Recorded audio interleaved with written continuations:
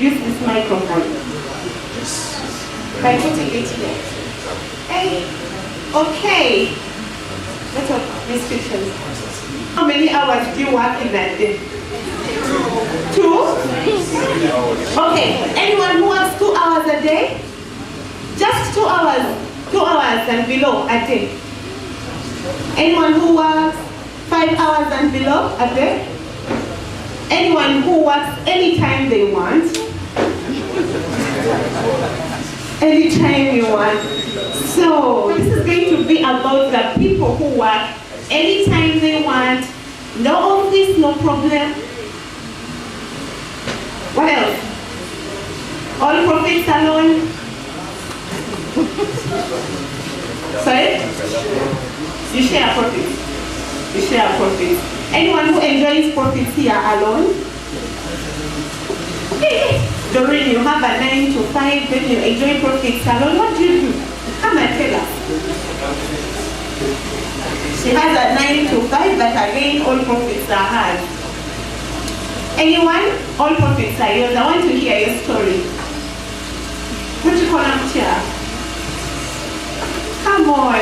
Freelancers? People who work 2 hours and below? Charlotte, you want to share? I want to hear, how do you get all the profits alone? How do you handle your business? Do you have employees? Do you work alone? Do you get people on board? Do all those roles as one person, right or wrong?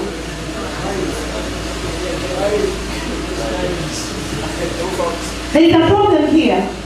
If you have a very good coordination, like Doreen says, if you have a very good coordination of your team, but it can even be worse if you have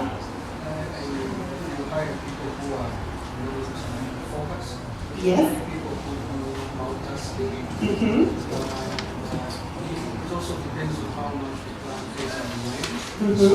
So I think the project managers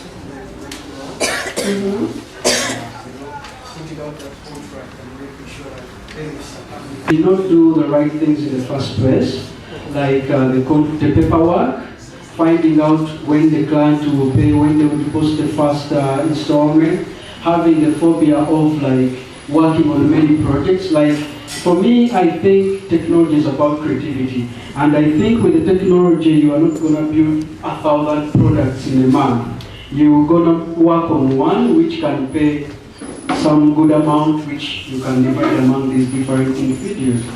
Then another thing, the discipline of the individuals you hire. So if you don't know much about them and you just heard that someone is a front-end developer, a back-end developer, but you don't even know how many projects they are working on right now, but you hire them because you heard they are good, they may not produce, but they want the money so they will tell you, yeah, work.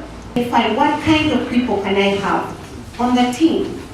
First of all, you can have a face-to-face conversation with them to understand, are these people, do they have some business ethics in them? Follow their conversations on social media. There are people I cannot work with just because of what they talk about on their social media platforms. Honestly. When I follow through and I'm like, okay, I bring this guy on board, my clients are going to have a battle with him.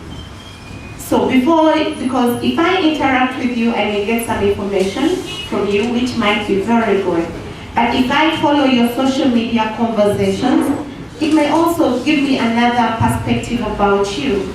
So as we post things on social media, that is, by the way, be careful of the things that you post, because they can either give you gigs or they can take gigs away from you, right?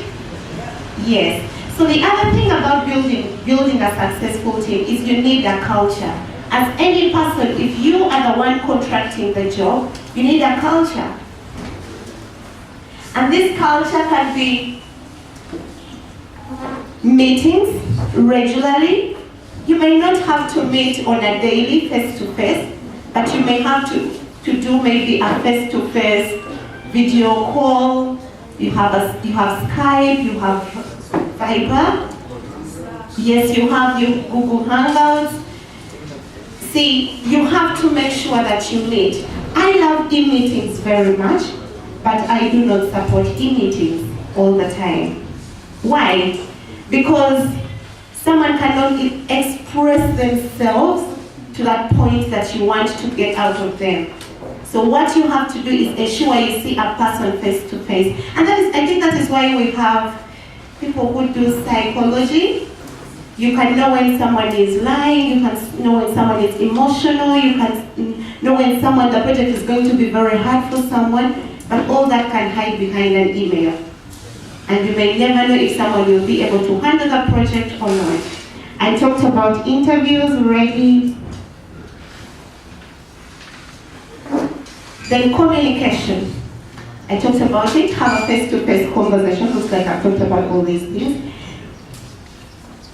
Then regular calls. People here in Uganda no longer call people. I can have my phone on for 7 days and it never rings, but it always has WhatsApp conversations.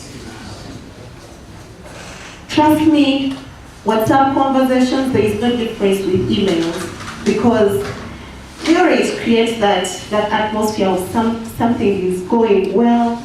And you know, when you talk to someone, you can call. Has your boss ever called you when you're stressed and you're like, and then it's like, what did you just say? You're fired. But because of how you expressed yourself, it was really hard. So you need those phone calls to know how someone is doing on the project, to know if the project is doing well or not. Then determine how you want to work with a person.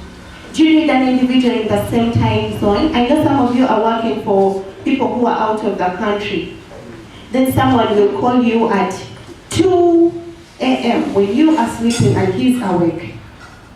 And he's like, I'm trying to call this line, but it is not working. And he's like, but dude, I'm sleeping. But that is his working time. So you need to understand which time zone you're going to have your teammates. Do you want them in East African time? Do you want them in the UK time? What time zone do you want them? Because it makes no sense you hiring people who you will not smoothly work with. Then also the challenge I get with freelancers is payment. I think all of you have this challenge. I'm just out of this place. Okay, let me finish this. Payment. How do we handle payments? Before you start on any project, please have at least an agreement between you and the people you're going to work with, or between you and the client.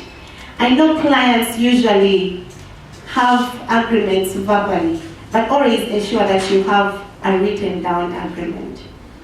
I know in Uganda we don't exercise the law as much, but in other countries they do. So, since we are going tech and we are developing, please let's get to these levels of, before you start a project, rate, agree on certain things. Agree that I'm going to pay the graphics designer needs this amount. Agree. Agree that the project is going to bring in this amount. Everyone on the team is going to get these ratios. Then at the end of it all, see how you have performed. If the client hasn't paid, go back to the table and say, you guys, we received this amount, I paid everyone this amount, but the client has not paid. Instead of people parting ways without knowing what exactly happened. Did they cheat us or something like that? I hope I have made a little bit of sense here, and my time is up.